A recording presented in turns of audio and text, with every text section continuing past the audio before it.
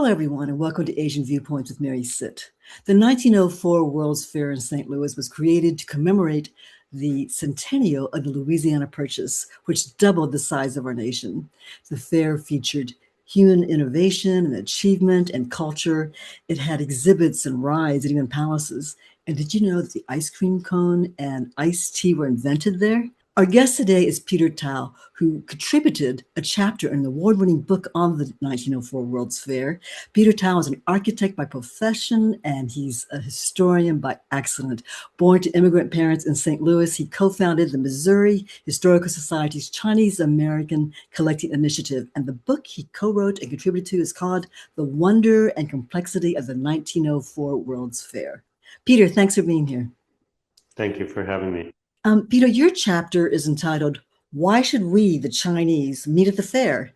And it chronicles some horrific racism that occurred in and around the fair before it opened and during the fair. Can you tell me about that? Yeah, so it's interesting. Before we got to where this chapter is about, because I work with the Historical Society, they asked me can you do some research and find out more stories and information about the local Chinese and the local Chinese who might have interacted with the fair.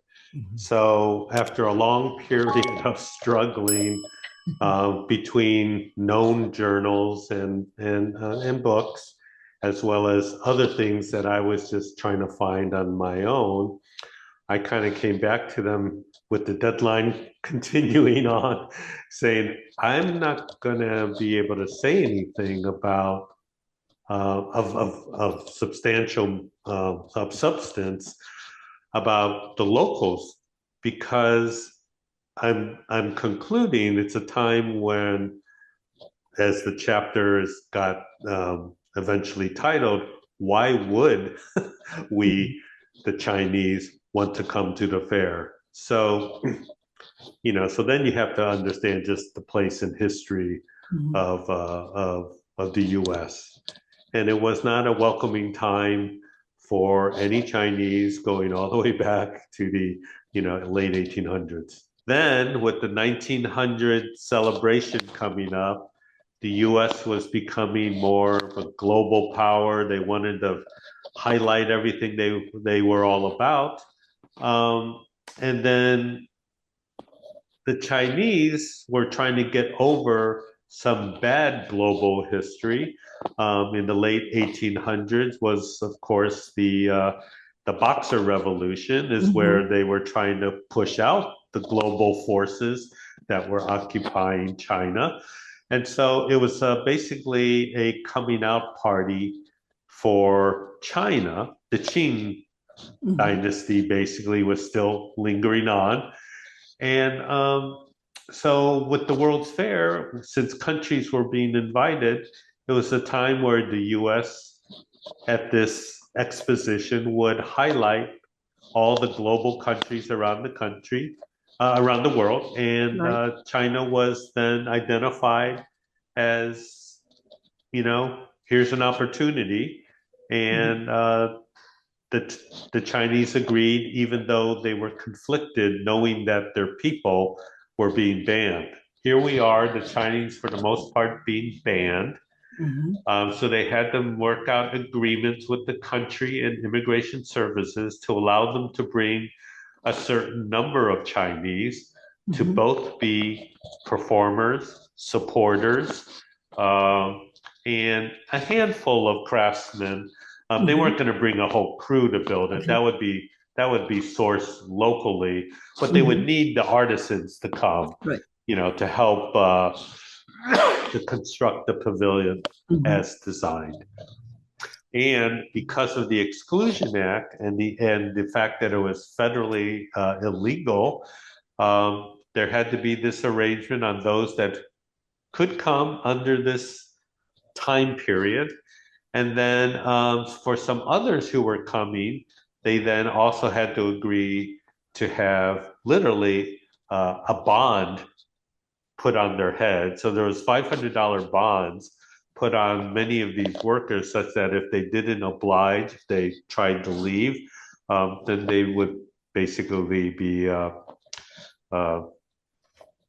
sought out and deported. In your book, you mentioned very specific examples of Chinese mistreatment at the fair. And you show newspaper articles and headlines. And one of the headlines said, Chinamen rounded up like cattle by inspectors. Then the Smithsonian's racial brain collection, you talk about that. And then Chinese workers treated as prisoners of the U.S. Office of Immigration. Tell me more about that. For China, it was a way to come out and kind of show people who they were, not this mysterious country that Right. people didn't know much about. But the fair was also, it's a very well documented Mhm. and well known story that it really was also about showing superiority. Mhm. So superiority comes in many forms. Superiority comes in being a global power. Superiority comes in racial superiority. And superiority comes in the terms of, in the case of global power, it's colonialism. Mhm. Mhm. So a lot of that is interweaved through Mhm. this, what otherwise would be a great Epcot event, Right. right? And Well, and as a result, when you find out about the fair, the St. Louis World's Fair had one of the higher numbers of what you'll hear now as classified as human zoos. mm, So human zoos are nothing more than, just think about a zoo.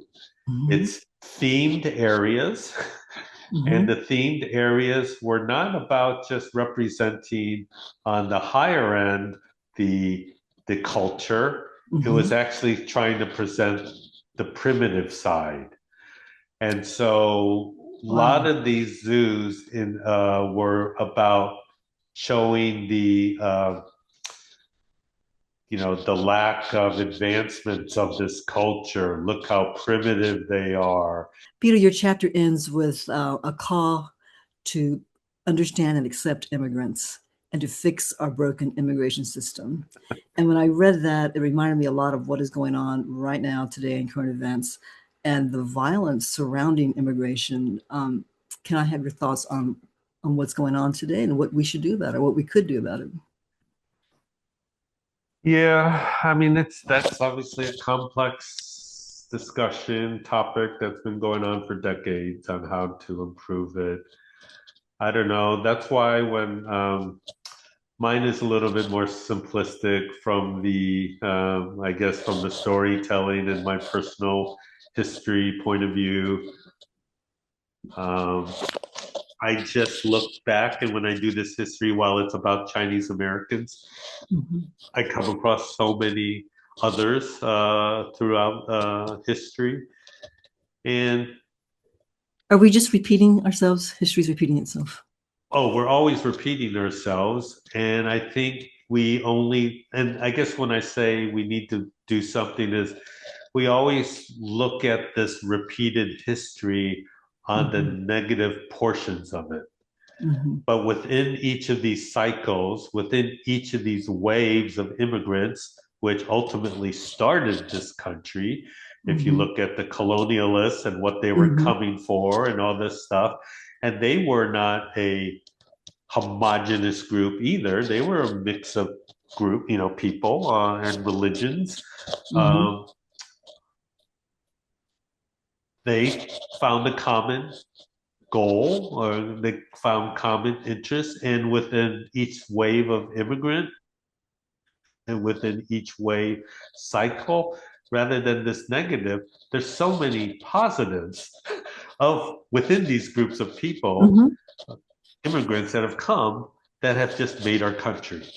So that's my real message. I mean, I just think we need to get back to thinking about um, the positives, not just of success and failure, good people, bad people. Those are Uh-huh. just too simplistic in the way we look at things. Look at contributions. Look at, look at contributions to making our country, great. I like your positive notes there.